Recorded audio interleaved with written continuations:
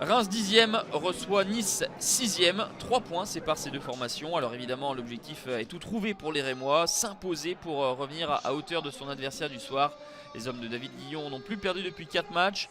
Une victoire et 3 nuls, dont le dernier en date obtenu à Lyon le week-end dernier. Nice pour sa part a pris 4 points depuis la trêve avec une victoire face à Bordeaux et un nul obtenu à Monaco en milieu de semaine en match en retard. Balotelli une nouvelle fois est hors du groupe. Saint-Maximin et Makengo dans l'attaque du 3-5-2 de Patrick Vieira. Et ce sont les Rémois qui vont se procurer la première véritable occasion. Elle va être fructueuse. Rémi Oudin réalise un très bel enchaînement à la suite de cette longue ouverture dans le dos de la défense d'Alexis Romao.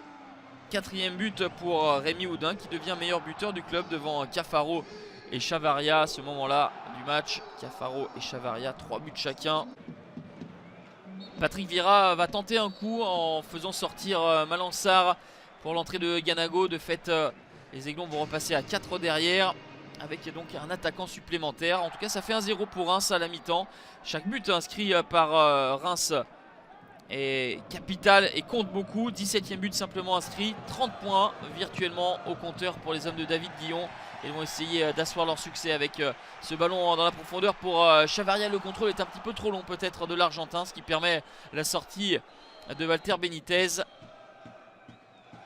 Nice, pire attaque du championnat avec 15 buts simplement, est en difficulté. Un ballon pour Pablo Chavaria qui s'excentre sur le côté droit et sert en retrait Cafaro pour le 2-0. Le but du break inscrit par les Rémois, enfin le croit-on, car Monsieur Tual va visionner les images et il semblerait que Pablo Chavaria était en position de hors-jeu au moment de la passe. Changement opéré par Patrick Vieira avec la sortie de Tamézé et l'entrée de Rémi Walter. Nice va enfin sortir de sa léthargie. La tentative lointaine de Willian Cyprien, bien claquée par Edouard Mendy qui n'a pris aucun risque. Mendy qui a réussi à garder sa cage inviolée à 9 reprises depuis le début du championnat. C'est encore le cas.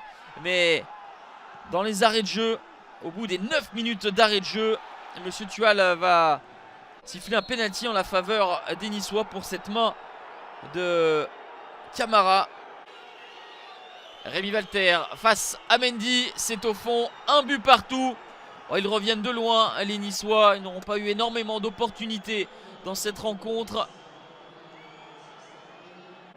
Et ça fait donc un but partout. On est vraiment en toute fin de match.